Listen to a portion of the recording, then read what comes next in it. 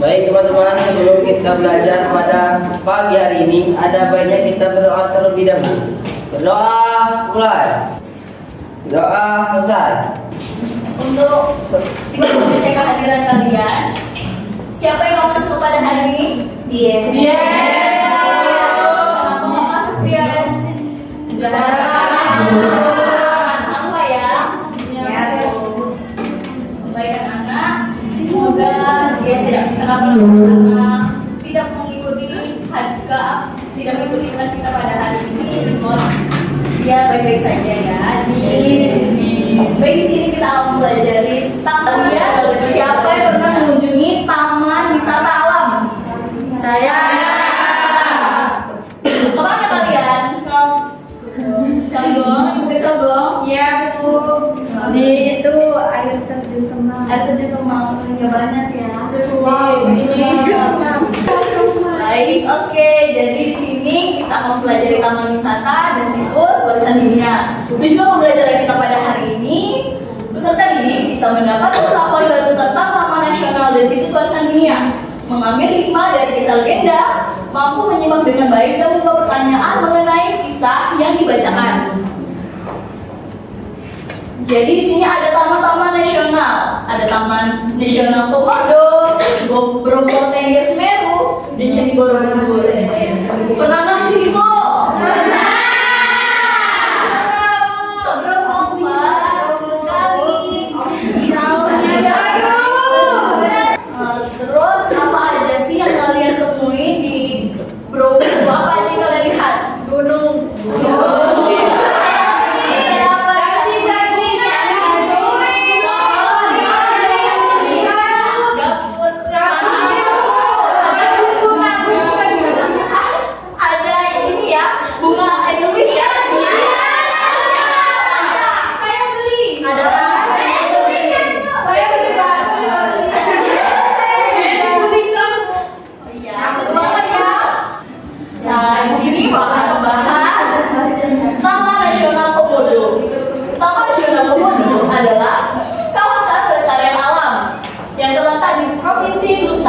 Tenggara Timur. Tempat ini menjadi rumah bagi hewan langka bernama komodo, yaitu pada raksasa yang hidup di Indonesia. Selain komodo, Taman Nasional ini juga memiliki pemandangan indah yang berupa pulau-pulau, berbukit, pantai pasir merah muda, dan laut yang jernih.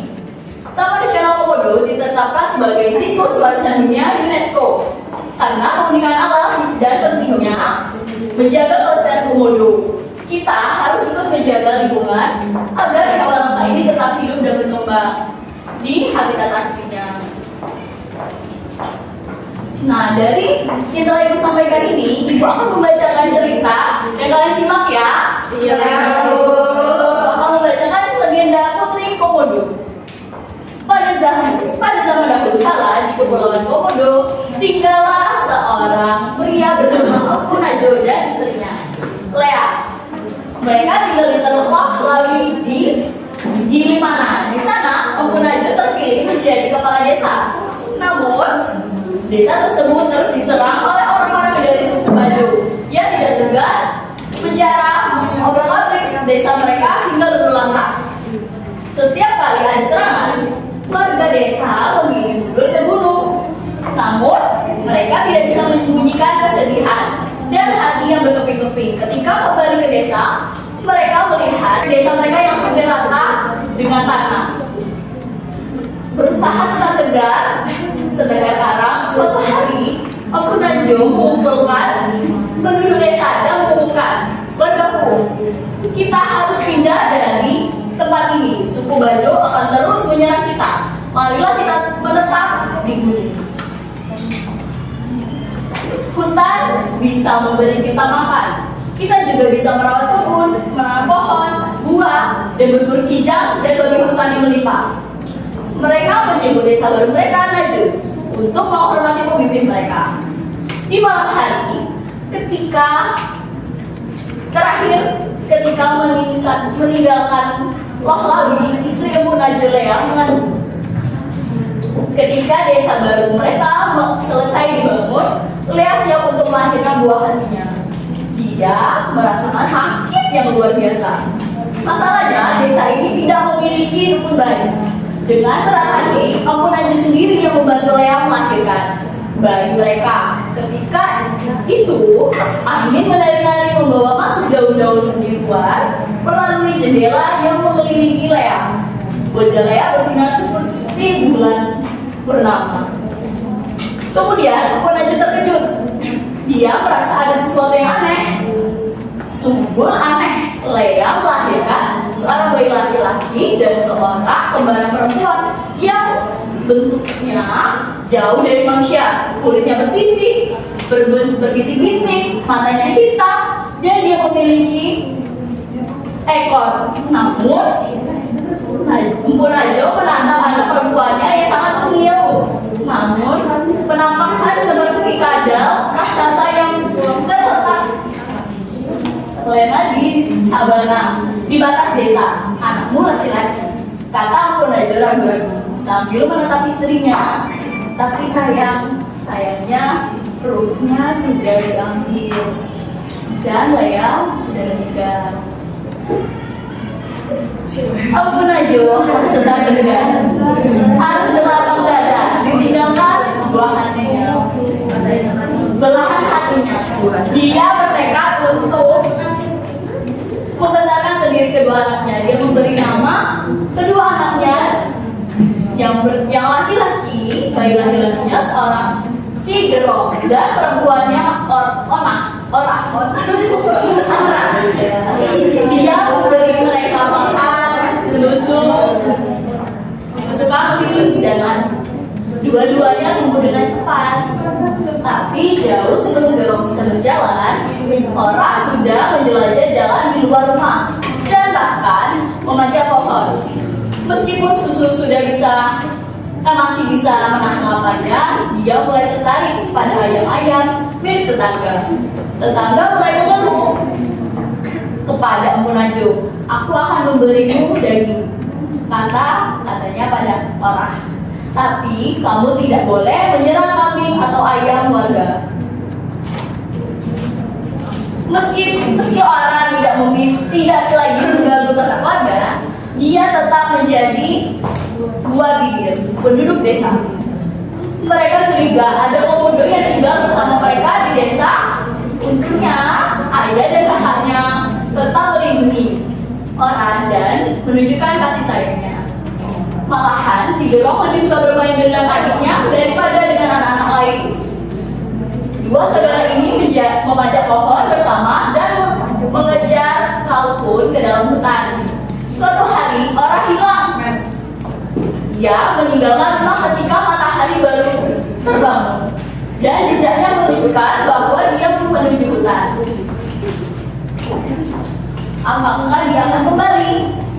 Tanya si Gerong pada ayahnya dengan air mata. Yang membanjir. Ya, jangan khawatir, dia akan kembali, balas Empu Najul. Tapi dia sendiri juga tampak cemas. Ora akhirnya kembali ke rumah malam itu. Namun semakin hari dia semakin lama meninggalkan rumah dan hanya kembali sesekali. Sampai suatu pagi si Gerong menemukan adiknya di tepi ranjangnya. Mereka saling menatap lama dan kemudian Ora berpaling dan pergi. Si Gerong tahu bahwa kali ini Ora tidak akan kembali. Tahun-tahun berlalu. Si Gerong tumbuh menjadi pemburu yang berpengalaman. Tidak ada babi hutan atau yang hijau yang sanggup menghindar dari ujung tombaknya. Suatu hari si Gerong sedang berburu di tepian hutan dekat dengan sahabat. Ketika dia mendekat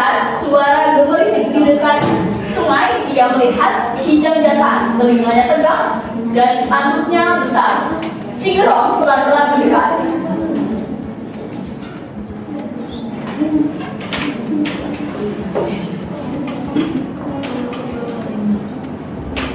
Ke kijang tersebut dan secepat kilat melompat dari semak-semak dengan tombak yang terarah. Tapi tiba-tiba dia merasakan ada sesuatu di belakang kakinya. Lalu ini mulutnya terbuka dan matanya hitam tertuju pada kijang yang tak berdaya ini. Komodo terbesar yang pernah dilihat sebelumnya. Dengan refleks dia berbalik dan mengarahkan tombaknya pada rektor raksasa tersebut. Namun komodo itu malah meletakkan kepalanya ke tanah. Tiba-tiba pula berdiri di sampingnya seorang perempuan. Letakkan tombakmu, anakku, kata perempuan itu padanya. Apa kamu ingin membunuh adikmu sendiri? Mendadak semua kenangan masa kecilnya melintas di kepala si Gerong menjauh. Si Gerong pun jatuh berlutut. Ya, dia orang adik kandungnya dalam sholat. Adik aku orang, aku mengadu kalian bersama. Dia saudara kembarku. Sosok perempuan itu berkata. Setelah itu Gerong pun berpisah dengan adiknya. Si Gerong menuju desa dan orang menuju sana. Semenjak hari itu si Gerong dan orang-orang di desanya memperlakukan komodo dengan baik. Pada raksasa itu bebas berkelana di sekitar hutan, memakan babi hutan, kijang, dan hewan lainnya yang ada di sana. Ketika ada komodo menjadi terlalu tua untuk mencari makan sendiri, warga desa akan memberi makan seolah-olah komodo itu adalah daging mereka sendiri. Nah, anak-anak, dari legenda yang sudah ibu sampaikan. Nah, di sini ibu minta kalian agar membuat pertanyaan singkat saja dari legenda yang telah ibu bacakan. Satu orang, satu pertanyaan dibuat di selembar kecil. Nanti ibu minta kalian kumpulkan ke depan. Sudah belum anak?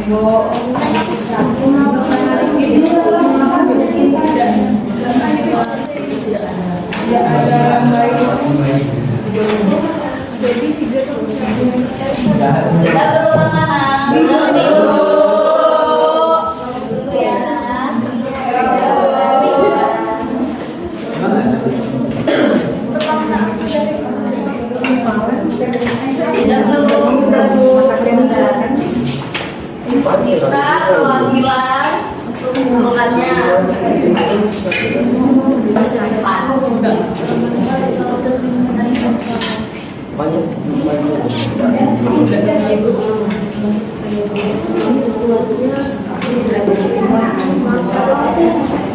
Sudah semua ya? Sudah dong. Nah, anak-anak, kenapa ibu minta kalian pertanyaan? Kamu tidak tahu ya? Jadi ibu mau kalian menjawab pertanyaan yang telah dibuat teman-teman kalian. Siapa yang berani maju ke depan? Ibu ada hadiah. Siapa yang mau maju? Saya. Bisa dulu ya. Teman-teman dan kalau temannya di depan nggak bisa jawab, kita berarti sama-sama. Boleh yang mana ya? Siapakah temannya di depan? Siapakah nama tokoh manusia yang merupakan saudara kembar dari komodo? Namanya orang. Siapa lagi yang mau ibu? Bisa. Boleh kita teman-teman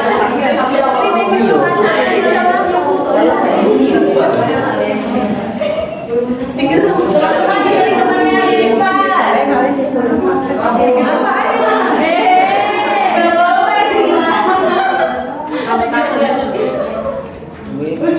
Bagaimana akhir cerita legenda Pulau Komodo?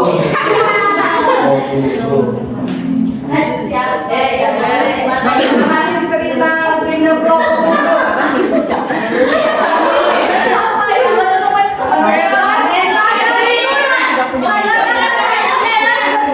Di sekitar hutan.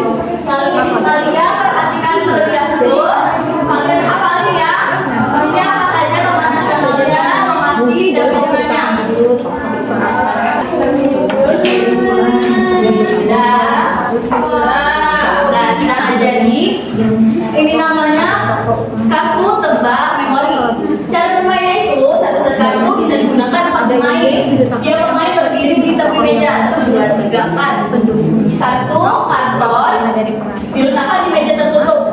Nah, jadi ibu di sini memiliki 30 karton kertas, ada 15 faunanya dan 15 lagi ada taman nasionalnya. Pemain pertama membuka dua kartu secara acak. Kalau kartu yang terbuka berpasangan seperti peta dan hewannya, yang di sana pemain boleh menyimpan kartunya. Nah, kalau kartu yang terbuka tidak berpasangan, pemain menutupnya kembali. Semua pemain harus mengingat posisi kartu tersebut. Selanjutnya, giliran pemain kedua untuk membuka dua kartu. Begitupun seterusnya sampai kartu-kartunya tertutup habis. Pemenangnya yang memiliki kartu terbanyak. Nah, jadi buat dulu ya biar teracak. Nah, ibu contohkan terlebih dahulu cara bermain itu. Ini bu tutup semua kartunya di sini. Nah, nanti kalian yang memilihnya, kalian dari kelompok 1 ada 2 orang, kelompok 2 ada 2 orang. Jadi kalian tebak ini hewannya apa, faunanya apa, ada nomornya yang sama. Ya, ya. Ibu baca terlebih dahulu biar teracak.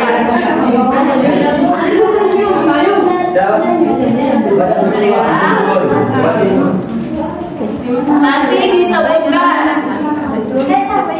kalau jawabannya benar.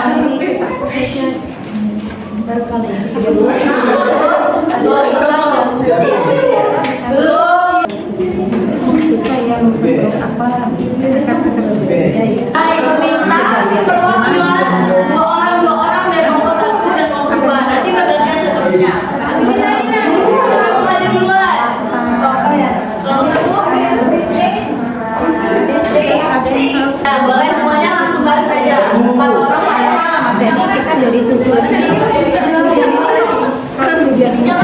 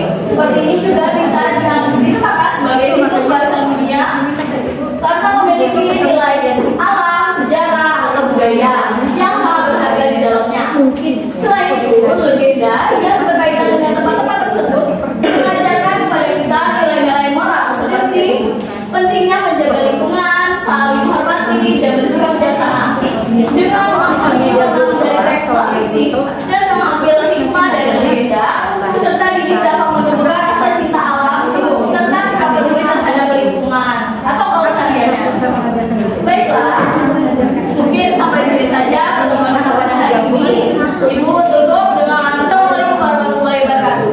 Sebelum kita pulang, sebaiknya kita berdoa terlebih dahulu. Silakan di kelas memimpin doa. Baiklah, sebelum kita pulang, ada baiknya kita berdoa. Berdoa selesai. Berdoa selesai.